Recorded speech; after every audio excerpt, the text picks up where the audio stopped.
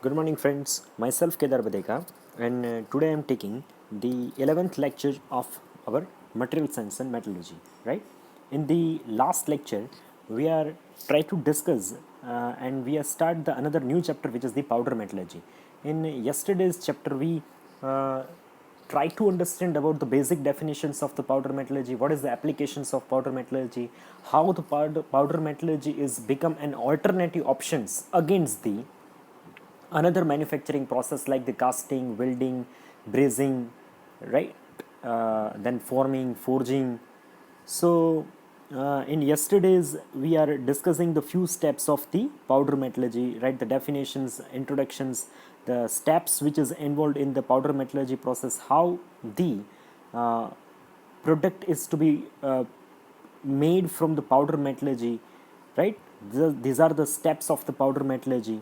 So in last our at the yesterday's last discussion, which is about the steps of the powder production, what are the steps, how we can produce the different kind of the uh, uh, how we can produce with the different method, we can produce the metal powder. So the first method, which is the first steps of the powder metallurgy to produce the metal powder, right?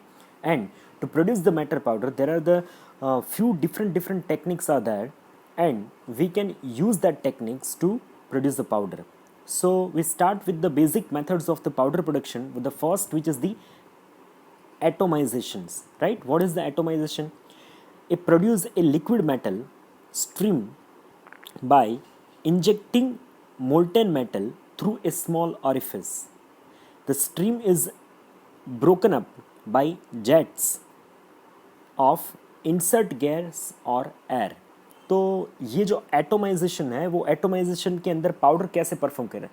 सबसे पहले आपको जो है, आपके पास जो metal के टुकड़े हैं ना छोटे छोटे, उसको आपको मेल्ट करना है. मेल्ट करके उसको लिक्विड में कन्वर्ट कर देना है. अब जैसे आप लिक्विड में कन्वर्ट कर दोगे, उसके बाद वो लिक्विड जो वाला जो आपके पास लिक्विड मेटल है, उसको आप एक स्ट्रीम के थ्रू उसको आपको फ्लो करना है. जैसे अपने अपने पास वो होली के अंदर जो पिचकारी होती है ना, सेम उसके आगे वाला जो फ्लैम है, राइट, उसके आगे वाला जो ओरिफिस है, ओरिफिस से हम लोग वो स्ट्रीम को वहाँ से इंजेक्ट करेंगे. अब जैसे ही हम लोग इंजेक्ट करेंगे, तो वो तो एक लिक्विड तरीके से वहाँ से आगे जाएगा. और उसको ब्रेक कैसे करें छोटे छोटे पार्टिकल में? तो जैसे आप लोग स्ट्रीम को फ्लो करेंगे ना, तो उसी उसी साथ आपको उसी ड्यूरेशन में, उसी टाइम पे आपको साथ में ऑपोजिट साइड से, यानी कि साइड वाली पोर्शन से, राइट, साइड वाली पोर्शन से आपको एक जो एयर होती है ना, एयर या गैस, राइट, उसका एक जेट जो है वो फ्लो करना है. वो एयर और गैस क्या करेंगे? तो जो आपका मोल्टेन मेटल जो वहाँ से स्ट्रीम में से फ्लो हो रहेगा ना, उसको काटेंगे. जैसे ही काटेंगे तो वो छोटे छोटे पार्टिकल्स में से वो कांस्टेंट जैसे फ्लो होता जाएगा, वैसे वो आपके जो लिक्विड मेटल पार्टिकल्स है ना, लिक्विड मेटल पार्टिकल्स, उसको ड्रॉप में, छोटे छोटे ड्रॉप में कन्वर्ट कर देगा. वो छोटे छोटे ड्रॉप्स जो है वो which is converted into the metal powder form. So this is the process of the metal powder. जैसे आपके पास एक लिक्विड मेटल है, वो लेडल में से कहाँ पे जा रहा है? लेडल में से जा रहा है सीधा एक इंजेक्टिंग मशीन्स के अंदर. जैसे इंजेक्टिंग मशीन्स के अंदर जाएगा, वो स्ट्रीम के थ्रू मेटल पार्टिकल्स के अंदर फॉर्म होके जो है एटोमाइजेशन चैम्बर से मेटल पार्टिकल्स में फॉर्म होके वापस आ जाएगा. अब इसमें ये चीज़ सबसे ज़्यादा इंपॉर्टेंट हो जाती है कि आपके पास the size and shape of the particles from the atomization which is depends on the temperature of the flow rate.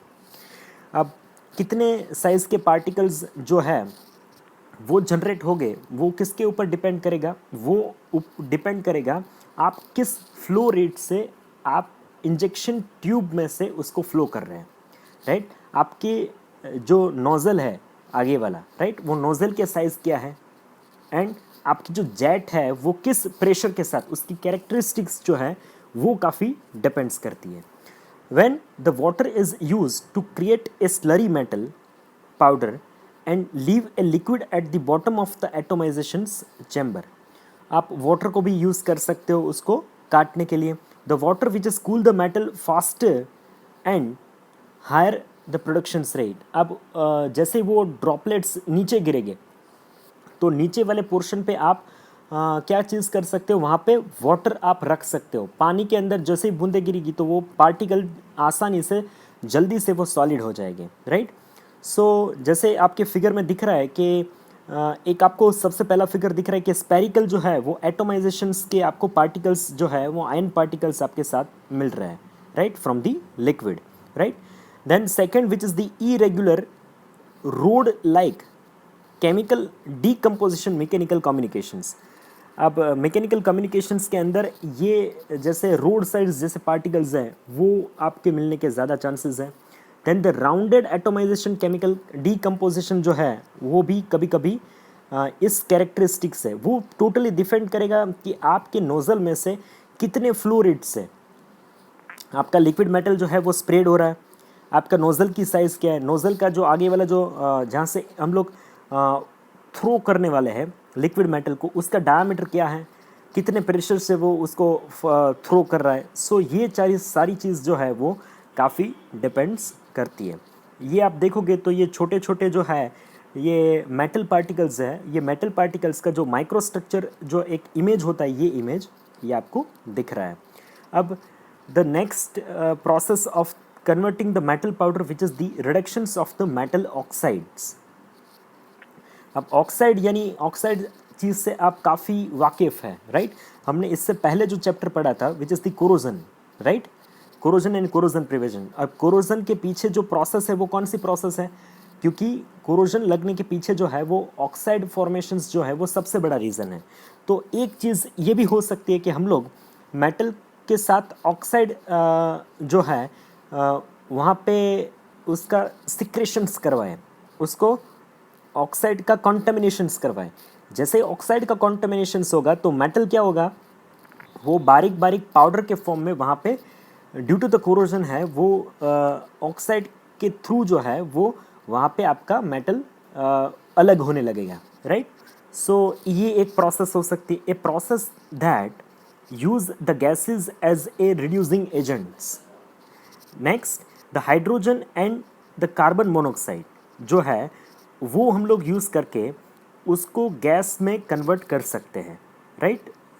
जो हाइड्रोजन एंड कार्बन मोनोऑक्साइड जो गैसेस है वो हम मेटल के ऊपर जो है उसको कॉन्टामिनेटेस करवा के, उसको कॉन्टेक्ट करवा के, उसको ऑक्साइड लेयर में कन्वर्ट करवा के मेटल को वहाँ से रिड्यूस कर सकते हैं।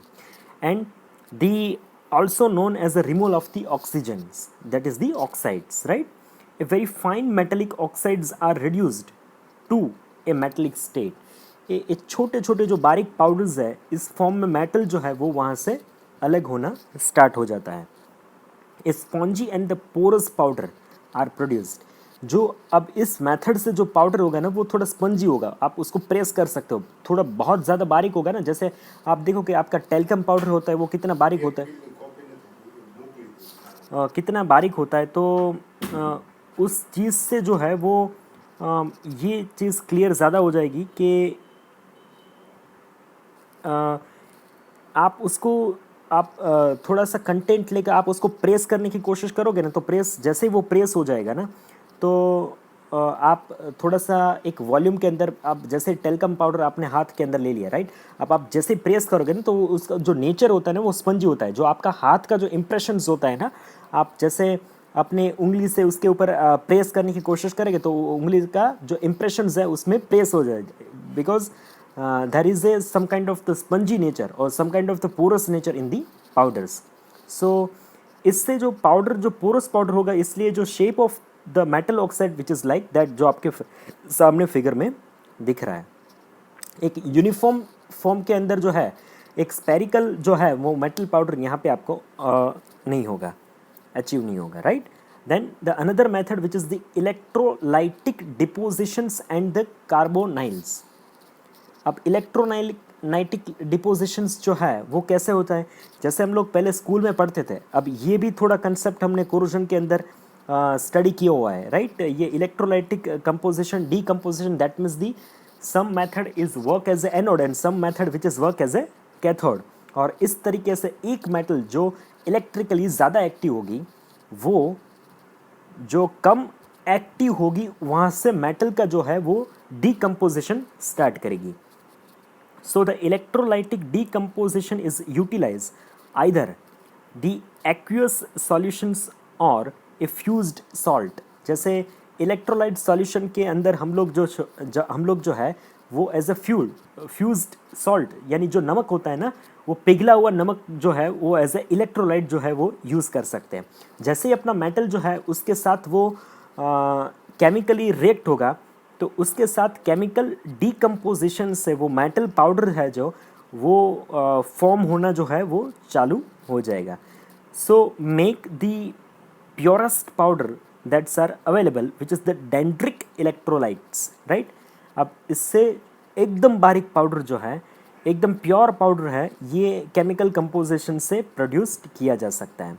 सो the another way which is the carbonyl, the metal carbonyls are forms by letting the iron or nickel react with the carbon monoxide. जैसे आपका आयन हो गया, निकल हो गया, वो तो कार्बोनाइल में चीज़ क्या होगी, वहाँ पे हम लोग इलेक्ट्रोलाइट डीकम्पोजिशन में क्या चीज़ यूज़ कर रहे हैं, हम लोग यूज़ कर रहे हैं एज ए फ्यूज सॉल्ट. जो सॉल्ट पाउडर होता है ना, वो सॉल्ट पाउडर हम लोग यूज़ कर रहे हैं.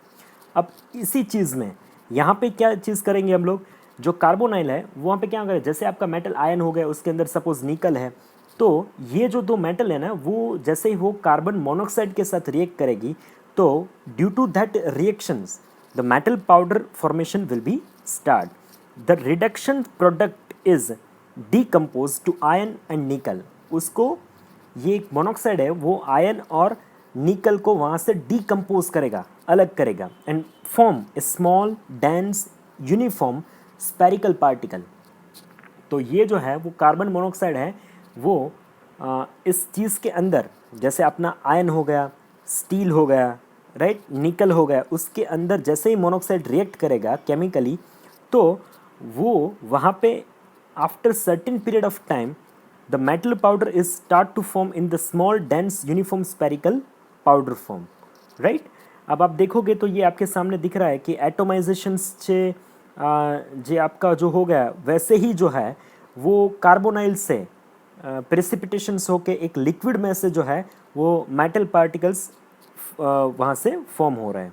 And the another figure which is the angular mechanical disintegrations which is the carbonyl. वहाँ पे आप जैसे ये ऊपर वाला जो फिगर है ना, that is the ion, right. Ion के अंदर जैसे ही कार्बन मोनोक्साइड रिएक्ट करेगा तो स्पेरिकल फॉर्म में जो है वो आपका मेटल पाउडर जो है वो फॉर्म होना स्टार्ट हो जाएगा, जैसे आयन के साथ रिएक्ट किया. अब दूसरा एग्जांपल ये आपके सामने है, निकल के साथ रिएक्ट किया है. तो जैसे ही वो निकल के साथ रिएक्ट करेगा तो एक एंगुलर मैकेनिकल डिसइंटीग्रेशंस, कुछ अलग अलग जो शेप के जो हो गए ना आपके मेटल पाउडर पार्टिकल्स, वो निकल और जैसे कार्बन मोनोक्साइड एक दूसरे से रिएक्ट करेंगे तो ऐसे जो मेटल पाउडर है इस टाइप के इरेगुलर शेप के वो फॉर्म होना स्टार्ट हो सकते हैं. Then irregular rod like chemical decomposition mechanical communications, ये जो है वो रिडक्शंस वाला जो एग्जांपल है.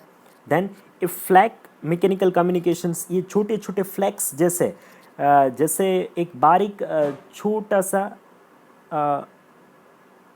पतला सा जैसे एक तार जैसा होता है, इस तार जैसे छोटे छोटे जो फ्लैक्स है वो वहाँ से रिड्यूस होना स्टार्ट होते हैं. Then the next which is the miscellaneous method. ये तो जो सारी मेथड थी वो एस्टेब्लिश मेथड थी. इससे अलग एक तो मेथड है जिससे हम लोग पाउडर है जो प्रोड्यूस कर सकते हैं. That is the very different thing which is the miscellaneous method. The another method which is the precipitations from a chemical solutions. आप कोई केमिकल सॉल्यूशन को यूज़ करके वहाँ से उसको केमिकली रिएक्ट करके by through the process of the precipitations आप उसके अंदर जो है वो मेटल पाउडर जो है वो फॉर्म करना स्टार्ट कर सकते हो. Then the another which is the production of a fine metal chips by machining. आप जैसे आप सब स्टूडेंट्स लोगों ने कभी ना कभी फर्स्ट और सेकंड सेमेस्टर में वर्कशॉप का आपने एक विज़िट किया होगा, आपने वर्कशॉप के अंदर थोड़ा जॉब भी बनाए होंगे. तो एक जो प्रोसेस है मेटल पाउडर को फॉर्म करने की, जैसे हम लोग लेथ मशीन के ऊपर, अब एज अ मैकेनिकल स्टूडेंट मैं आपको सब ने लेथ मशीन देखा होगा, राइट। लेथ मशीन के ऊपर जो है वो आप कटिंग टूल यूज़ करके वहाँ से मेटल को जो है वो चिप्स के फॉर्म में रिड्यूस करके उसको पाउडर फॉर्म में वहाँ पे कन्वर्ट कर सकते हो।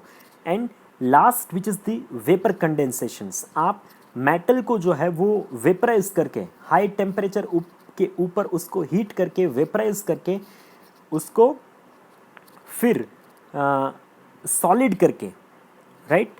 जैसे वो वेपर होना स्टार्ट हो जाएगा वहाँ पे आपको हीटिंग बंद कर देना है, फिर उसको आपको सीधा क्वेंचिंग मीडियम में चले जाना है। जैसे आप क्वेंचिंग मीडियम में चले जाओगे तो वेपर जो है वो सॉलिड होने स्टार्ट हो जाएगा। जैसे वो सॉलिड होना स्टार्ट हो जाएगा तो वो which is converted into the vapour condensations, right. वो छोटे छोटे पार्टिकल्स में स्टार्ट हो जाएगी। तो ये जो सारी प्रोसेस थी, ये प्रोसेस थी वो सारी पाउडर प्रोडक्शन की प्रोसेस थी। अब हम थोड़ा डिटेल में आगे थोड़ा देखेंगे। तो आगे जैसे ही हम लोग स्टार्ट करेंगे तो पाउडर जो है वो कितने टाइप्स के पाउडर होते हैं। तो basically there are the two types of the powder, first which is the nano powder and second which is the micro जो encapsulated powder, micro encapsulated powder. So what is the nano powder, right? The nano powder which is consist of mostly copper, aluminum, iron and titanium. ये जो सारी metals हैं ना उसमें से nano powder जो है वो प्रोड्यूस किए जा सकते हैं। कौन सी हो गई आपकी? कॉपर हो गई, एल्यूमिनियम हो गई, आयन हो गया, टिटानियम हो गया। इससे हम लोग नैनो पाउडर प्रोड्यूस कर सकते हैं। R D pyrophoric which is the ignited spontaneously. अब ये जो पाउडर्स होते हैं ना ये कभी भी आपको जैसे वो आपको उसको आप जैसे हीट करेंगे तो वो एकदम फास्ट वो इग्नाइट हो जाएगा, स्पॉन्टेनियसली उसको हीट वहाँ से स्टार्ट कर देंगे, right. The contaminated when expose to the air. अब ये जो पार्टिकल्स है जैसे आपके आयन हो गए, एल्यूमिनियम हो गए, कॉपर हो गए, टिटानियम हो गए, वो जैसे आप हवा के अंदर खुला छोड़ दोगे ना तो वो एटमॉस्फेयर के साथ जो है वो कॉन्टामिनेशंस करके वो कुछ ना कुछ रिएक्शन जो है वो स्टार्ट कर देते हैं। Next, the particle size is reduced by become a porous free when subjected to a large plastic deformations by the compressions and the shear stresses। इसकी साइज को हम लोग जो है वो कंप्रेशन करके और shear stresses प्रोड्यूस करके दो पार्टिकल के बीच उसके साइज को हम लोग रिड्यूस कर सकते हैं। And possess the enhanced properties, ये इसके अंदर काफ़ी सारी एनहांस्ड प्रॉपर्टीज़ जो है वो अवेलेबल होती है। The another types of the powder which is the micro encapsulated powder. So the micro encapsulated powder which is the coated which is completely with the binders, right? ये जो है वो इसके ऊपर एक पूरा लेयर चढ़ा हुआ होता है। So इसको हम लोग बाइंडर की नाम से पहचानते हैं, right? कोटिंग किया हुआ होता है। So the binder which is act as a insulator, जो बाइंडर्स जो होते हैं ना, जो लेयर्स होते हैं which is work as insulators for the electrical applications। जो हम लोग किसी तार के ऊपर जैसे रबर का इंसुलेटर नहीं करते कि जैसे वो हमें शॉक रेजिस्टेंस बना देता है, तो वो ऐसे ही जो है वो बाइंडर्स जो है वो मेटल के ऊपर जो है वो कोटिंग प्रोड्यूस करके वो एक इलेक्ट्रिकल एप्लीकेशंस के लिए जो एज ए इंसुलेटर जो है वो काम कर सकता है, which is preventing electrically from flowing between the particles, right. So the next which is the compacted by the warm pressings. इसको हम लोग वार्म प्रेस करके उसको कॉम्पैक्ट कर सकते हैं, यानी इसको ज़्यादा हीट करने की ज़रूरत नहीं है। वार्म टेम्परेचर के ऊपर इसको हम लोग कॉम्पैक्ट कर सकते, प्रेस कर सकते। And the binder is still in place when which is used, right. तो आप जब भी इसको यूज़ करेंगे तो बाइंडर जो है वो इन प्लेस यानी उसके साथ ही आपको इसको यूज़ करना पड़ेगा। तो ये थे types of powder. Now the particle shape and shape factors. जो पार्टिकल जो पार्टिकल का शेप होता है और शेप फैक्टर्स जो है वो क्या होता है। So the major influence on the processing characteristics, the major influence in the processing characteristics which is the shape of the particles usually describe by the aspect ratio and the shape factor. इसको हम लोग usually इसको aspect ratio और the shape factor से हम लोग इसको पहचानते हैं। The aspect ratio is the ratio of the largest dimensions to the smallest dimension. अब किसको, ये पार्टिकल के जो है वो इसका आस्पेक्ट रेशियो अगर फाइंड आउट करना है तो कैसे फाइंड आउट कर सकते हैं, जो आपके पास अवेलेबल है उसमें जो largest size of the particles to the smallest size of the particle which is the denoted as a aspect factors aspect ratio of the metal powder. The ratio which is ranges from unity which is the spherical to 10 flake like needle like, जैसे ये आपका हो गया उसको हम लोग ये range में अवेलेबल होते हैं। स्पेरिकल हो गया, फ्लैक लाइक्स हो गया, नीडल्स हो गया, इस रेंज में वो लोग अवेलेबल होते हैं। The shape factor S F is also called as a shape index. जैसे हमने पहले भी काफ़ी सारे मेटल पार्टिकल्स के शेप्स हमने अभी अभी स्टडी किए थे, जैसे स्पेरिकल था, एंगुलर था, राइट, फ्लैक्स थे। So is the measure of the ratio of the surface area to its volume, right, इसको मेज़र कर सकते हैं सरफेस एरिया टू वॉल्यूम के प्रपोर्शन से। So the volume is normalized by the spherical particle of equivalent volume. The shape factor for a flake is higher than its for the shear। जो spare होता है उससे ज़्यादा जो flex होते हैं उसका शेप फैक्टर जो है वो ज़्यादा होता है। Now the size distributions and other properties. The size distribution is the important because it affect by pressing characteristics of the powder. ये जो साइज डिस्ट्रीब्यूशन है ना उसको अलग अलग साइज में डिस्ट्रीब्यूट करना, राइट। जैसे सबसे छोटे वाले पार्टिकल्स जो एकदम माइक्रोन्स में हैं, फिर उससे बड़े, फिर बहुत बड़े, उसको अलग अलग तरीके से उसको डिस्ट्रीब्यूट करना पड़ेगा। क्योंकि अगर आप अलग अलग पार्टिकल के साइज़ को आप प्रेस के अंदर यूज़ करने जाओगे ना तो वो क्या होगा कि एक तरीके से उसका प्रॉपर जो है ना वो पाउडर प्रेसिंग नहीं हो पाएगा, क्योंकि size of the particles are different. So आपको सबसे पहले जो है वो क्या चीज़ करनी है, जैसे आपने पाउडर प्रोड्यूस कर दिया अलग अलग मेथड से, अब उसके बाद आपको उसको साइज़ का कैरेक्टराइजेशन करना पड़ेगा। अलग अलग जो है वो साइज ऑफ पार्टिकल के हिसाब से उसको अलग करना पड़ेगा। The flow properties, compressibilities and the densities are the other properties that have an effect on the metal powder's behavior in processing them। flow, अब फ्लो किसे बोलते हैं, when the metal powder are being filled into the dies, right। जैसे ही हम लोग metal powder जो है उसको डाई के अंदर फिल्ड करके उसको प्रेस करते हैं, when it is denoted as a flow। now what is compressibility, when the metal powders are being to be compressed, वो प्रेस के अंदर जैसे हम लोग उसको प्रेशर करके कंप्रेस करने की कोशिश करेंगे, that is the compressibility. And density, the theoretical density, apparently density and the density when the powder is shaken, जैसे वो शेक होगा, and trapped into the die cavity, वो फील हो जाएगा, टैप हो जाएगा डाई कैविटीज के अंदर, that is called as a density of the powder.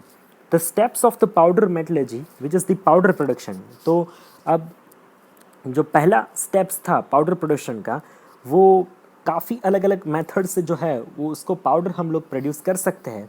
वो सारे जो स्टेप्स थे वो हमने पढ़े, जो अलग अलग मेथड से हम लोग पाउडर प्रोड्यूस कर सकते हैं।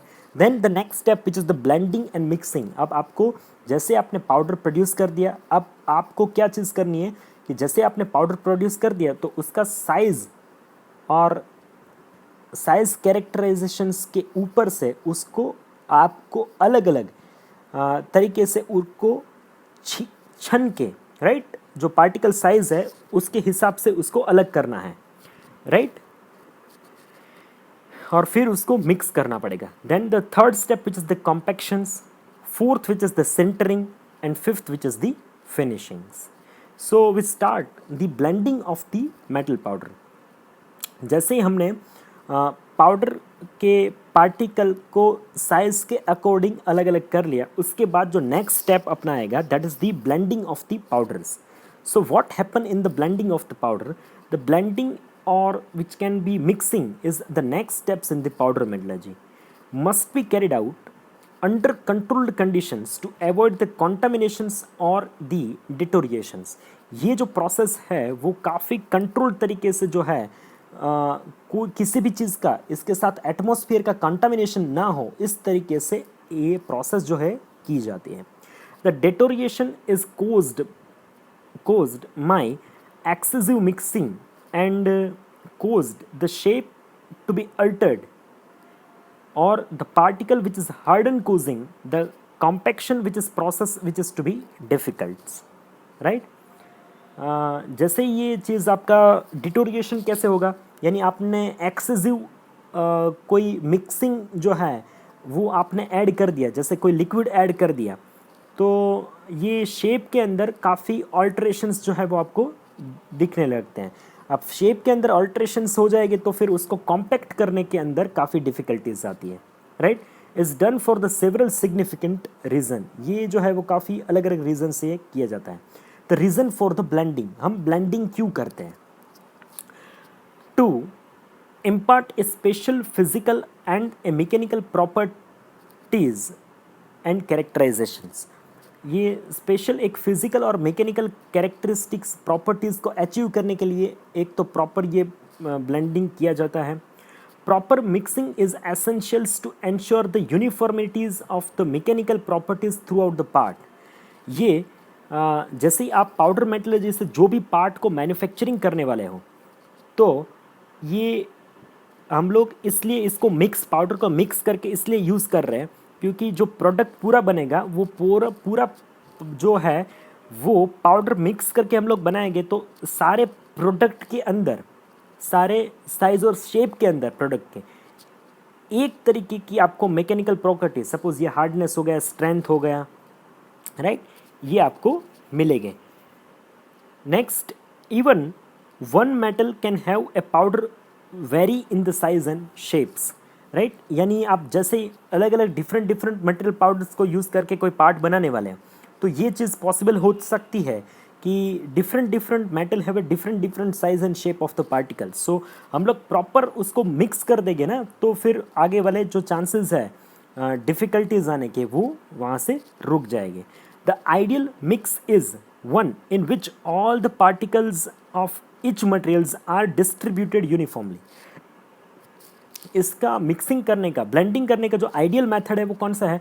आपको जैसे जो भी सारे मेटल पाउडर को यूज़ करके आपको जो प्रोडक्ट बना है, वो सारे प्रोडक्ट एक साथ मेटल पार्टिकल्स को एक साथ लेके उसको यूनिफॉर्मली डिस्ट्रीब्यूट करके, जो उसका जो प्रपोर्शन होना चाहिए ना, वो सारा यूनिफॉर्म प्रपोर्शन लेके उसको ब्लेंड करना है.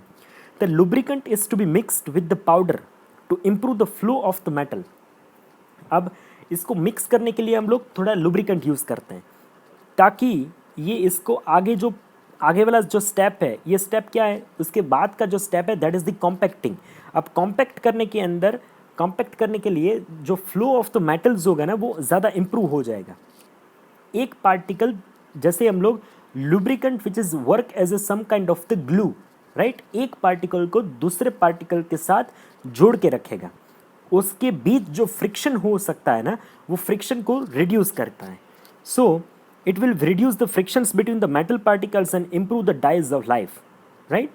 So the binders are used to develop a sufficient green strength, and the another additives can be used to facilitate the sintering process. So ये जो है, ये आपके सामने फिगर में अभी जो दिख रहा है ना, वो एक ब्लेंडिंग कंटेनर्स है. इसके अंदर जो है वो सारे मेटल पार्टिकल को फिल करके उसको अंदर जो है वो एक अपना जो इलेक्ट्रॉनिक जैसे ब्लेंडर होता है ना, जिससे हम लोग बटर मिल्क वगैरह सब कुछ मिक्स करते हैं, ऐसा ही एक अंदर ब्लेंडर है.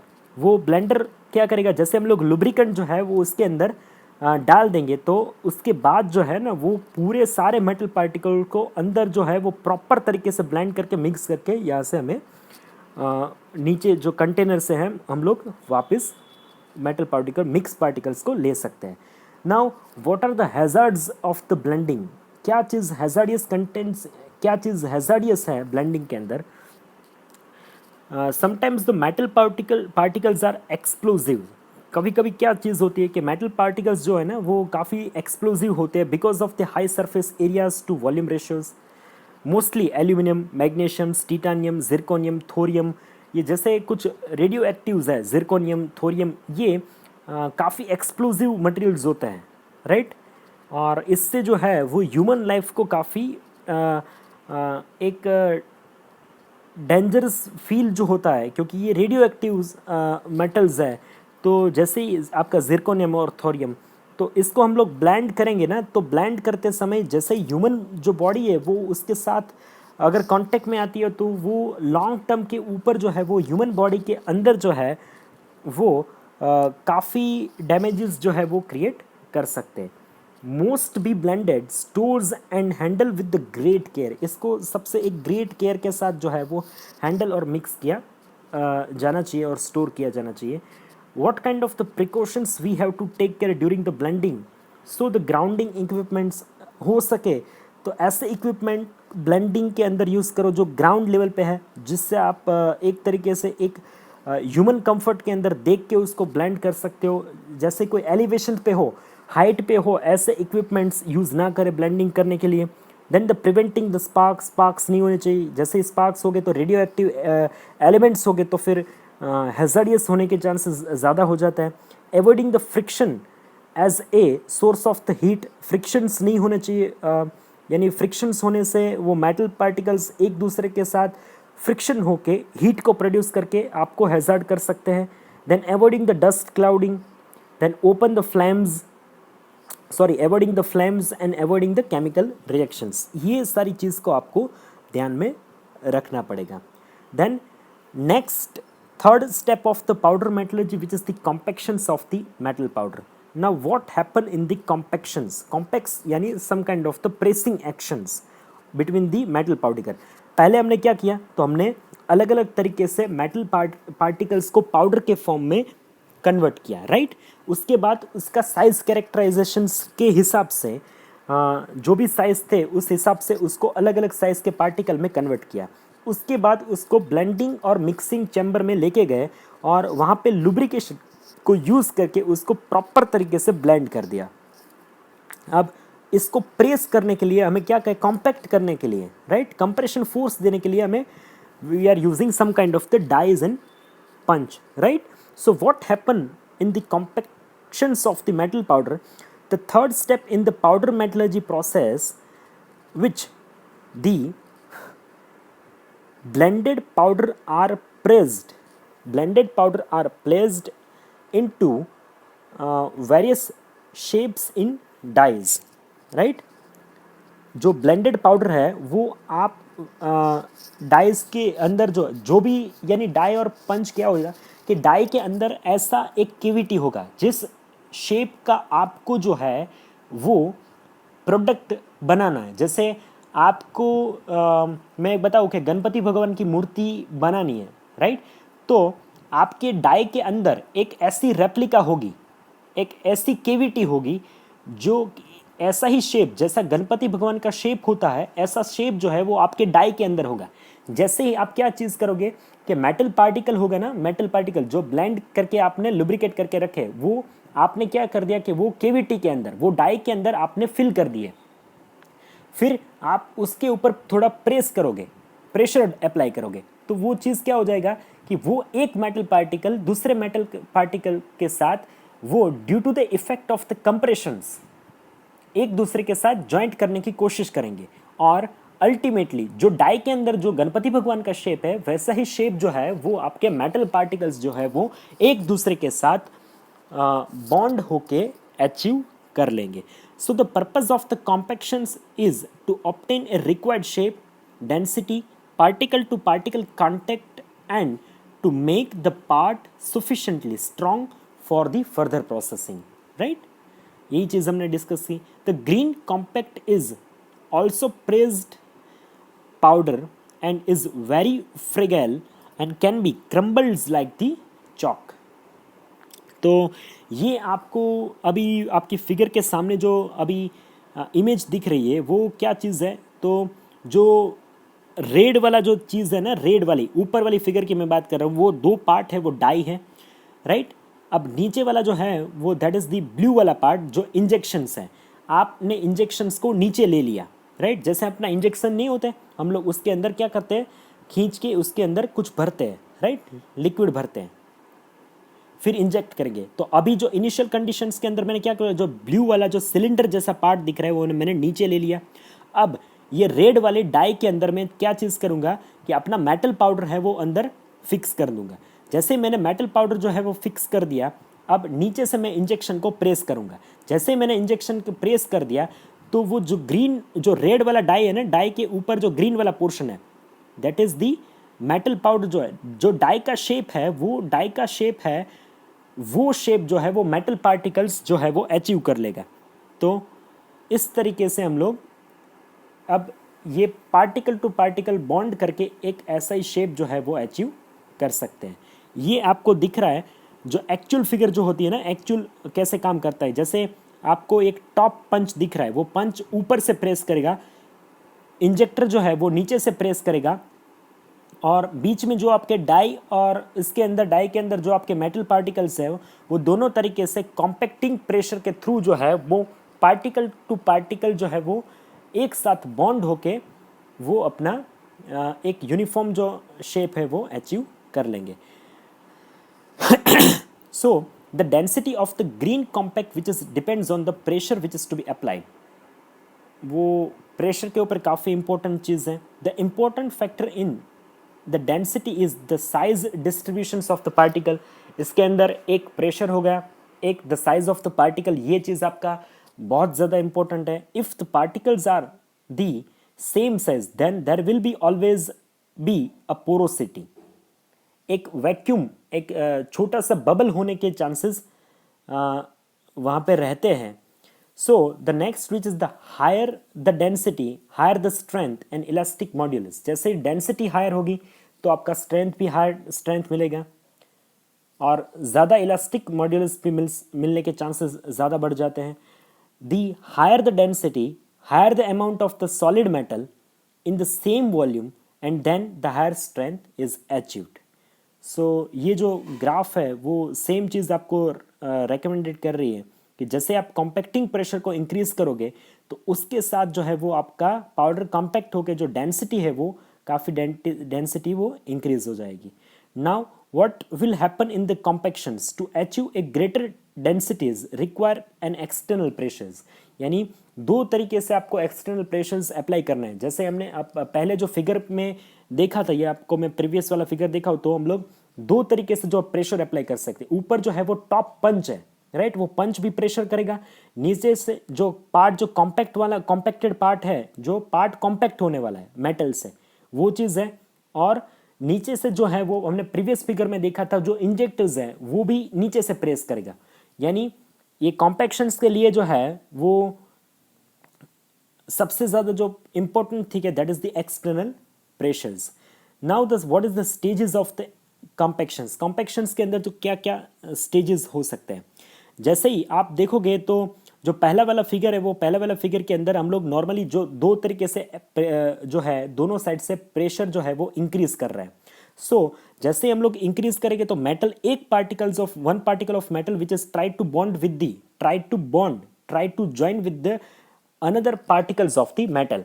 फिर हम लोग जो we are further increasing the pressure from the both side. Now the extra compacting efforts or effects are shown between the metal particle। अब वो आप पहले फिगर के कंपैरिजन में देखोगे तो वो एक दूसरे के साथ due to the compacting pressure ज़्यादा नज़दीक होके बॉन्ड होने की चांसेस करेंगे। और इन द थर्ड फिगर अब एक पार्टिकल दूसरे पार्टिकल के साथ ऑलमोस्ट जो है वो कॉम्पैक्ट होके बॉन्ड हो चुका है, राइट।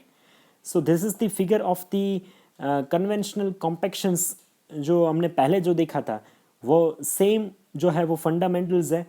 नाउ अब ये दो तरीके से हम लोग ये प्रेसिंग कर सकते हैं। जैसे हमने डाई और पंच का एग्जांपल ले लिया, that is the isostatic pressing, right. Isostatic pressings के अंदर जो है वो हम लोग एक क्लोज चैम्बर के अंदर ऊपर से जो जैसे प्रीवियस फेज था, वो प्रीवियस फेज में क्या चीज़ थी कि हम लोग दो साइड से उसको कॉम्पैक्ट करने की प्रोसेस कर रहे थे। अब यहाँ से जो है वो only we are using the compacting pressure from the top side. एक पूरा जो एक प्रेशर एक वैक्यूम चैम्बर होता है, राइट, उस वैक्यूम चैम्बर के अंदर हम लोग काफी सारे वैक्यूम को यूज करके भी उसको कंप्रेस करने की कोशिश कर रहे हैं। This is the isolation pressing. Then isostatic pressing that is the different thing. अब इसके अंदर मैं आपको चीज बताऊं तो because of the friction between the particles, एक पार्टिकल्स जो है वो दूसरे पार्टिकल्स के साथ एक तरीके से फ्रिक्शन फेज में आएगा। एक पार्टिकल प्रेस करेगा तो वो दोनों के बीच फ्रिक्शन होगा, दो पार्टिकल्स के बीच, right. And at that time we are applying the pressure uniformly for all the directions. अब हम लोग उस टाइम पे क्या करेंगे, दोनों चारों साइड से एक तरीके से यूनिफॉर्म प्रेशर जो है वो अप्लाई करेंगे। और ये जो है that is the wet bag और द ड्राई बैग, ये दोनों तरीके से एक क्लोज चैम्बर के अंदर हम लोग इससे प्रेशर जो है वो अप्लाई कर सकते हैं। That is the isostatic pressing. Now powder injection moulding. So what happen in the powder injection moulding, the metal melting which is above the 1000 degree Celsius, ऐसी मेटल जिसका मेल्टिंग पॉइंट, जो metal कितने temperature पे melt हो सकती है, यानी कि 1000 डिग्री सेल्सियस पे ऊपर मेल्ट होती है, ऐसे यानी कि आपका कार्बन हो गया, स्टेनलेस स्टील हो गया, कॉपर हो गया, ब्रॉन्ज हो गया, टिटानियम हो गया, ऐसी मेटल्स के लिए जो है वो कॉम्पैक्टिंग जो है वो पाउडर इंजेक्शन मोल्डिंग तरीके से किया जाता है। जैसे आपके पार्ट्स हो गए, वॉच के पार्ट्स हो गए, आपके गन के पार्ट्स हो गए, डोर जो आपका होता है ना, डोर हमारे घर का, उसके जो हिंजेस हो गए, तो ये सारे जो है वो अगर पाउडर मेटलर्जी से बनाना है, जो नॉर्मली जो है वो स्टेनलेस स्टील के होते हैं, कॉपर के होते हैं, टिटानियम के होते हैं, ब्रॉन्ज के होते हैं, तो वो सारे जो पार्ट्स है वो इंजेक्शन मोल्डिंग से होते हैं। अब इंजेक्शन मोल्डिंग के अंदर क्या होता है, तो इंजेक्शन मोल्डिंग के अंदर हम लोग एक प्रेशर अप्लाई करने के लिए हम लोग क्या यूज करते हैं, हम लोग we are using some kind of the vacuum pressures. हम लोग वैक्यूम को अप्लाई करके वहां से प्रेशर जो है, the pressure we are applying in the form of the vacuum, right? So this is the injection molding. So इससे हम लोग कॉम्प्लेक्स शेप्स बना सकते हैं, डायमेंशन टॉलरेंसेस काफ़ी ज़्यादा होते हैं, डायमेंशनल जो एक्यूरेसी होती है वो इंजेक्शन मोल्डिंग में काफ़ी ज़्यादा होती है। एंड इससे हम लोग एकदम मास प्रोडक्शंस के अंदर हमें कोई ऑब्जेक्ट बनाना है तो इससे बना सकते हैं। पर डिसएडवांटेजेस इसके क्या है, तो कि इंजेक्शन मोल्डिंग के अंदर जो इनिशियल कॉस्टिंग जो होता है मोल्डिंग मशीन का, राइट, वो काफ़ी ज़्यादा है। और इसके अंदर जो मेटल है वो एकदम फाइन यानी एकदम बारीक पाउडर जो है वो हमें चाहिए, राइट। ये जो आपको एग्जांपल दिख रहा है वो इंजेक्शन मोल्डिंग के साथ जो बनाए हुए एग्जांपल्स हैं। Next which is the spray deposition. What happening in the spray deposition, a shape generation process, right, which is used to produce a seamless tubing and piping.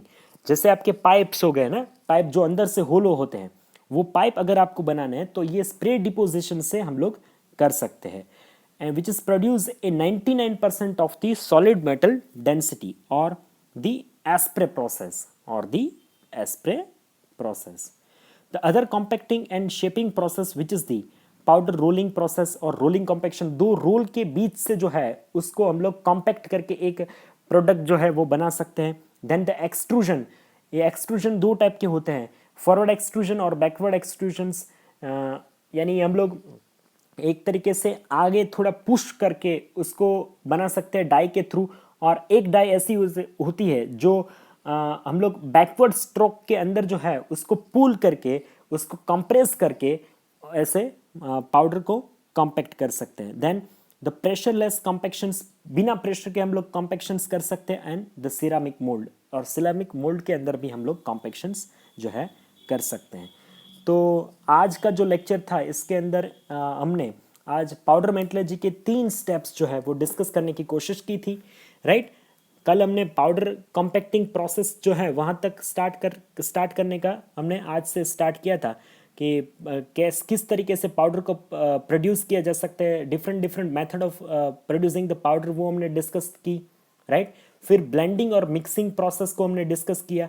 Blending और mixing process के बाद हमने compacting process जो है किस तरीके से compacting किया जा सकता है वो हमने आज डिस्कस की।